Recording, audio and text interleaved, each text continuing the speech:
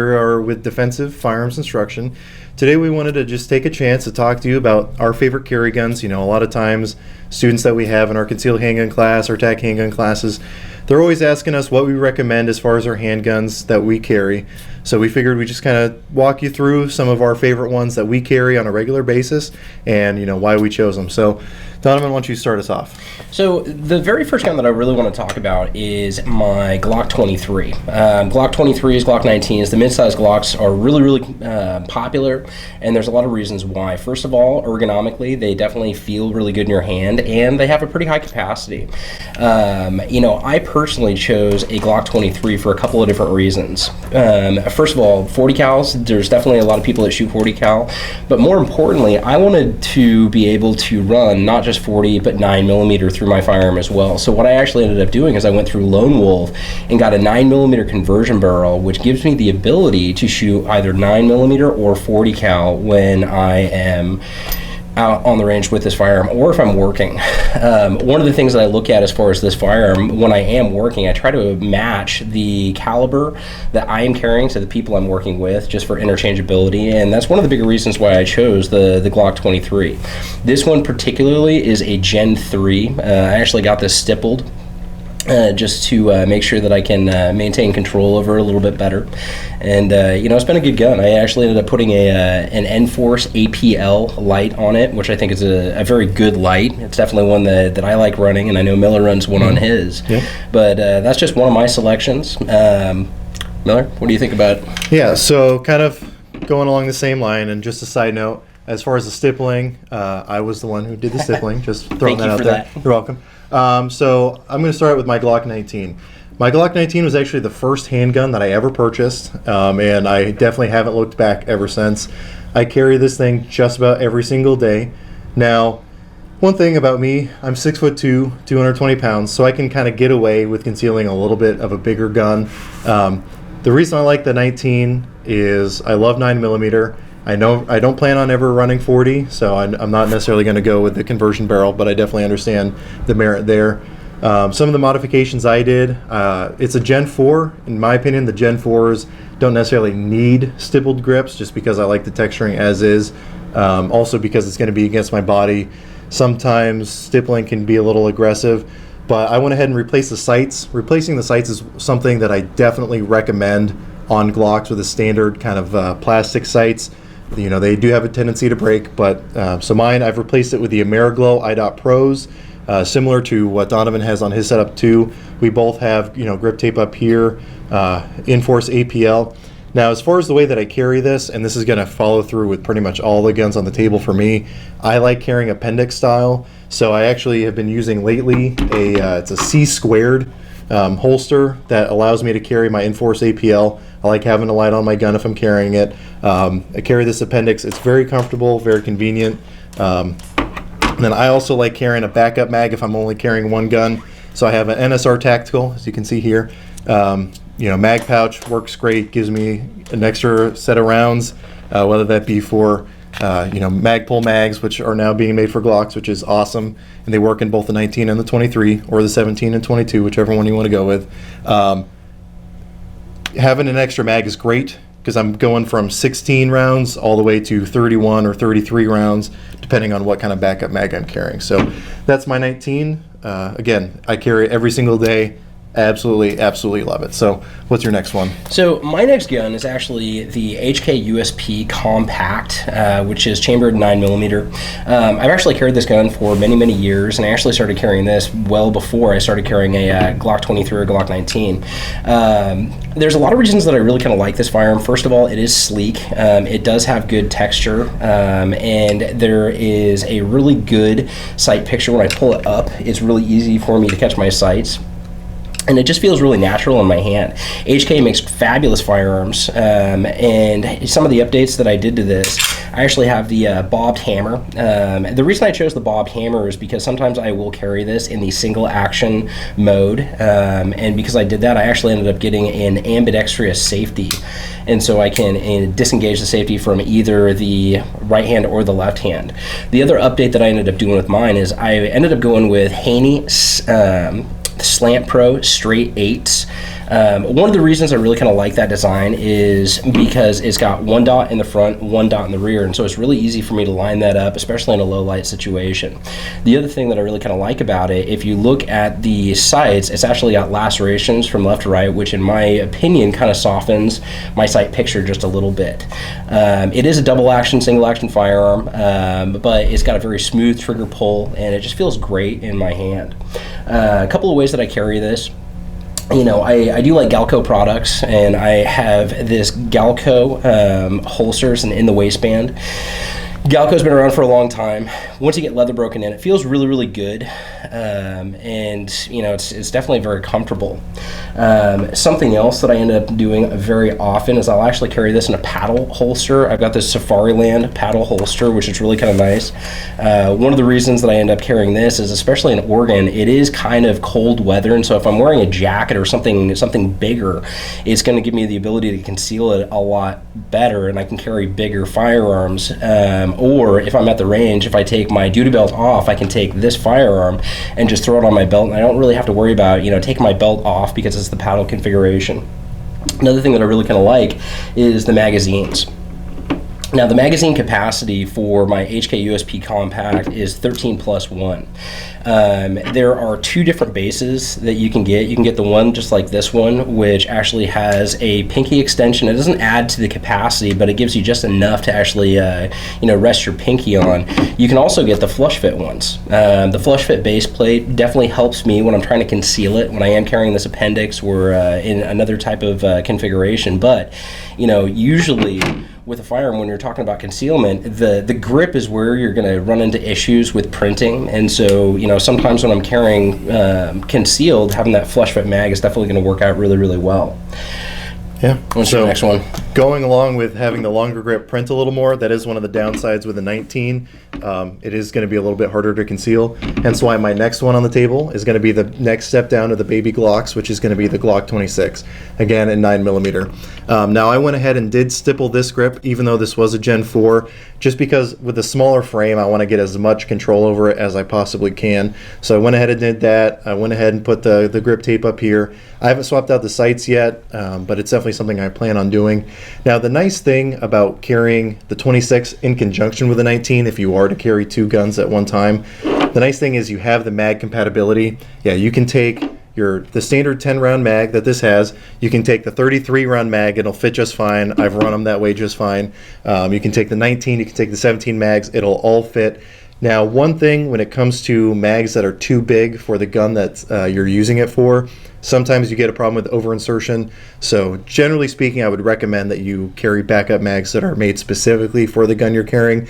But if you're careful, you can always use the bigger mags as well, and you're going to be just fine. Now, again, the reason I chose this is because I wanted something a little bit smaller than the 19 in case I was in a position where I couldn't really afford to be printing as much. So you have the shorter grip, which is going to help out with that significantly. Also, I'm a big fan of the Glock manual of arms. They're very simple, they're very reliable. So that's one reason I kind of kept with Glock going into this firearm. Now, again, I like carrying an appendix. So I have a NSR Tactical. This is their C1, and it fits great. The nice thing about this, and the nice thing about Glocks as well, is not only do you have mag compatibility, a lot of times you get holster compatibility. So the same holster that's going to fit a 19 is going to fit a 26. The same holster that's going to fit a 19, unless it's got a closed end, is also going to carry a 17. And it'll also carry a 27, a 22, a 23, all the 40 cal ones. Pretty much as long as they're the same exact frame size, it's going to work in the same holster. So I have one holster that's going to work for pretty much all of my similarly sized double stack Glocks, which is a really nice option to have. So, the con with this is, for having a more concealable firearm, it's still a little thick because it is a double stack. So carrying appendix, it's going to print a little bit more no matter where you put it. It's going to print a little bit more being a double stack. But as far as the grip length, it is going to make it more concealable that way. And you do have a shorter sight radius.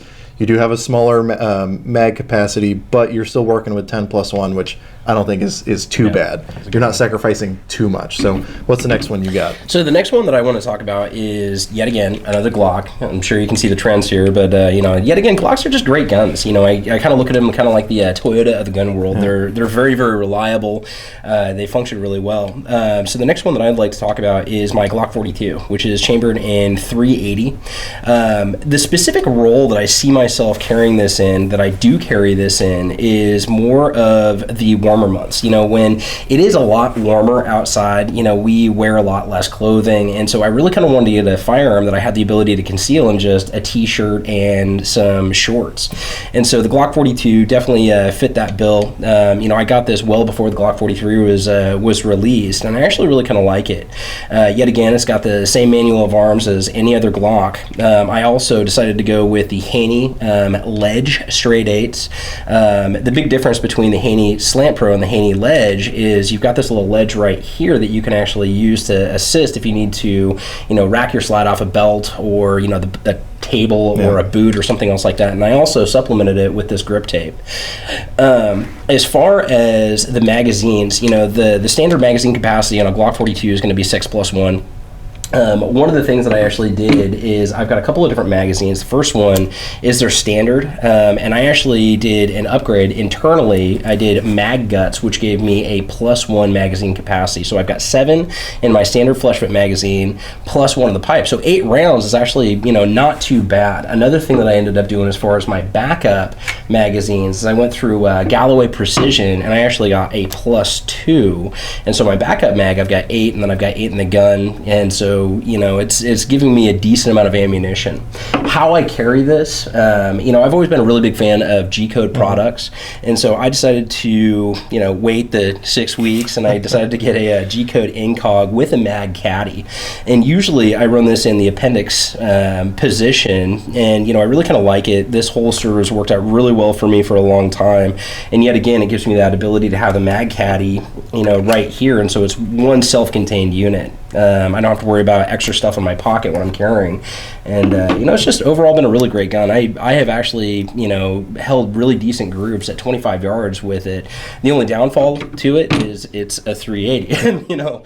If I'm going to be using a firearm in defense of my life, if I can, I want to carry something a little bit bigger than the .380. But when I need to conceal it, and I really can't jeopardize printing, I definitely end up defaulting to that. I also carry this firearm in an ankle holster if I'm going to be carrying it as a backup to another firearm, which has worked out really well.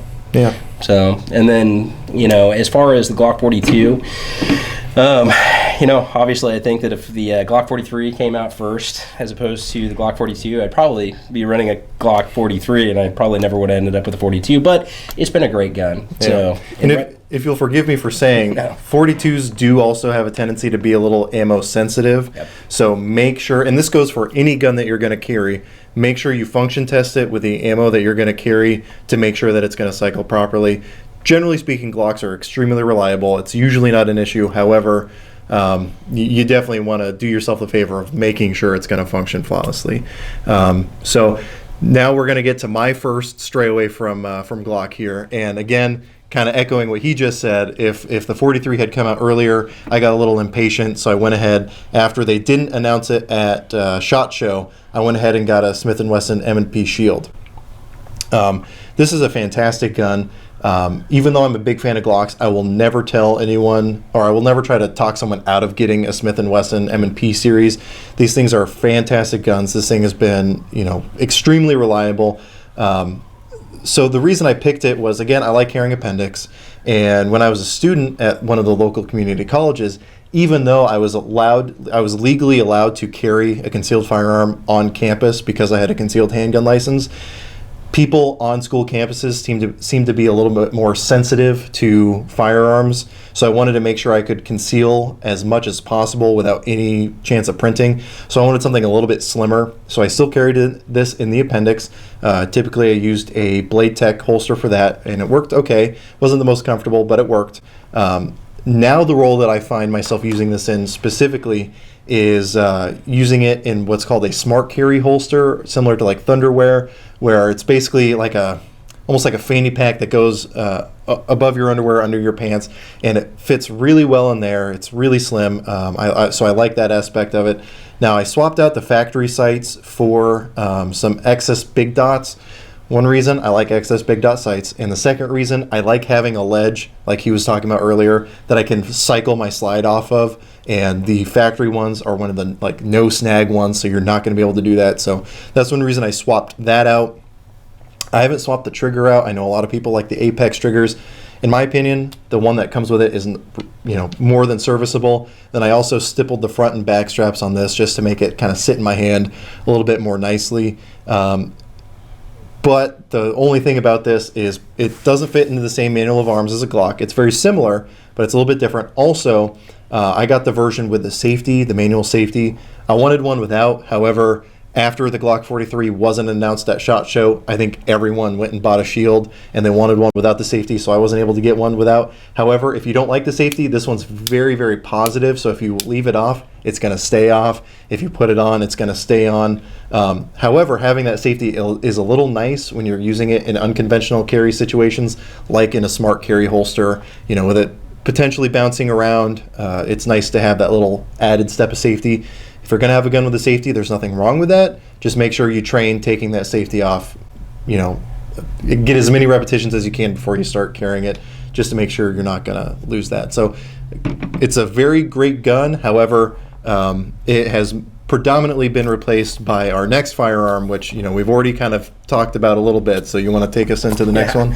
So the next one we want to talk about is going to be the Glock 43. Glock 43 is definitely our great guns. It's a single stack 9mm. The standard magazine capacity is going to be 6+1. I decided to go through and get +2 magazine extensions through Terran Tactical, which they are a little bit pricey, but I think if you are going to do a magazine extension, they would definitely be the way to go. I got the updated version with the Talo sights.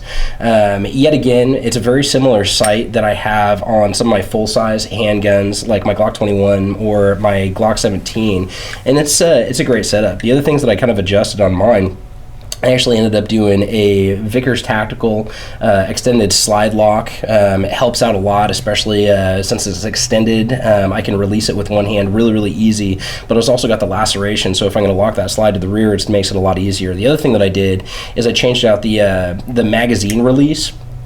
And as far as the magazine release, I also went with Vickers Tactical, and it just puts it up in just the right place, but it's not uncomfortable when I'm carrying, just because they did radius it really, really well.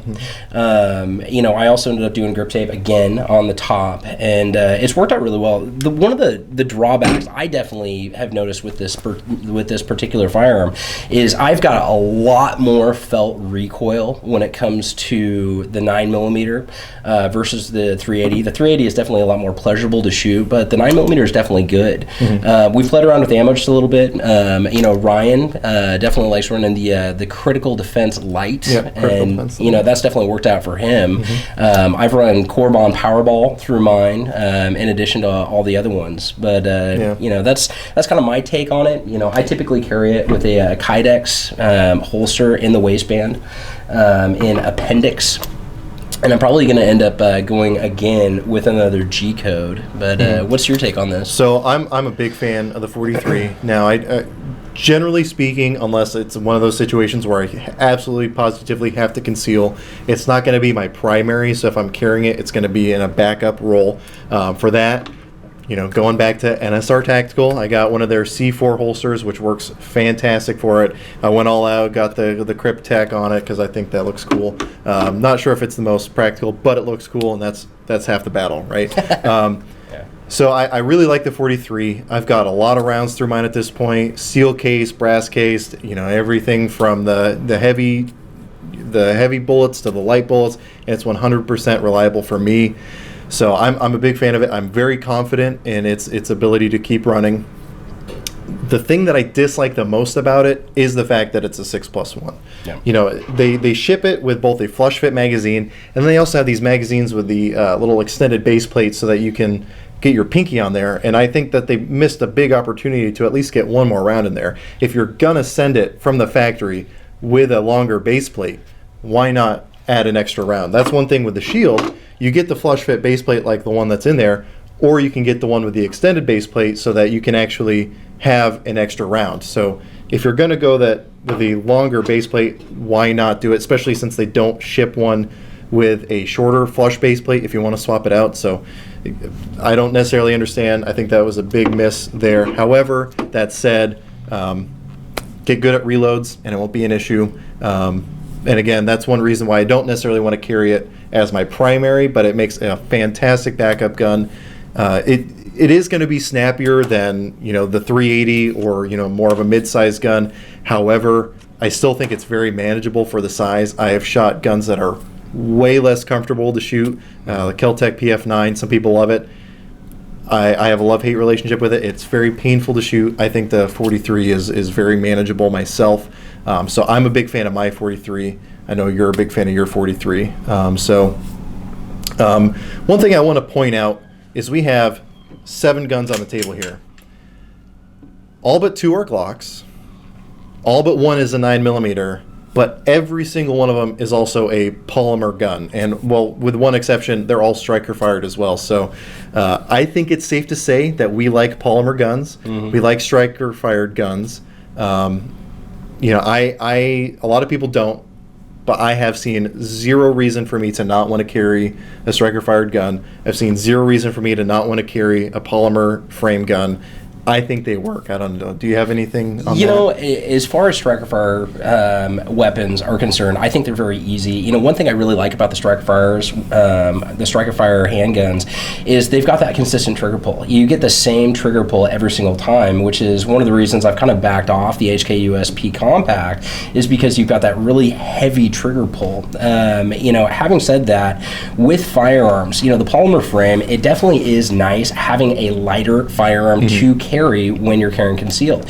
The other thing is, especially with Glocks, even the Smith & Wesson, Shield, there are a lot of holster manufacturers that are making really, really good holsters. We talked about a few, G-Code, NSR Tactical, Galco, Safariland, and it's going to be very easy to find holsters for these firearms. Something else I realize is half the battle is finding a good, comfortable holster, because if your holster is not comfortable, you're not going to want to carry as often. And especially with what we do for a living, we carry a gun every single day. Yeah. And so if it's not comfortable, it's going to be an issue really, really quick. Yeah. Another thing I'd like to go into is talking about these firearms, we definitely carry differently. I carry appendix, I have carried at my 4 o'clock position, for a very long time. What works for me may not work for Miller. What works for Miller may not work for me. Having said that, get out and practice with your firearm. One of the things that we definitely look at is when you have an open carry holster, it's going to be a little different than when you're concealing that firearm on your person. So definitely getting repetitions on clearing clothing away while you're, drawing your firearm is definitely going to help out a lot. Mm-hmm. And then, yet again, getting good quality, holsters is definitely beneficial. Okay. Do you have anything to add on that? Well, no, I think it's extremely true. Like you were saying, what's going to work for one person isn't going to work for another person. So by no means are these the only guns that are good for carrying. There's plenty of other high-quality firearms out there. I know you're a fan of car guns. There's a lot of other really high-quality guns out there. So what it really comes down to is what's going to work best for you, what's going to be comfortable for you, what's something that you can actually manipulate all the controls on it effectively under stress. So, this is just, what we like, but by all means, there's plenty of other stuff out there. So find what works for you. Ideally, if you can, there's plenty of places where you can test fire guns before buying. So try to do that as much as you possibly can. If you're looking for training, if you want to get a chance to shoot some of these, we offer classes on a very regular basis. We have our training calendar set way in advance. So if you are interested in one of these specific firearms and you want to come train with us, we do offer rentals, and I'm definitely sure we can accommodate getting one of these in your hands if you want to actually try these out in one of our classes. we, like I said, we have different classes for concealed handgun licensing. So, what we're actually talking about here, we do tactical weapons manipulation courses, whether that be our tactical handgun 1, 2, our carbine shotgun classes. So, we definitely do a lot of training. So if there's anything that you want us to see or to review, with the classes that we do, after seeing what guns work on the line, what guns don't work on the line, let us know. We can absolutely do reviews on that. I know we were talking about ammo in the Glock 43. We definitely plan on doing ammo tests into some gel blocks with some different loads out of the 43. So if there's a specific load you want to see us test, let us know. We do this full time. So if there's something that you want to see us do in relation to reviews or videos, please let us know. Please, feel free to give us a shout. Also, you can check us out on the web at defensivefirearmsinstruction.org. And I know I speak for both of us when I say we would love to see you in class.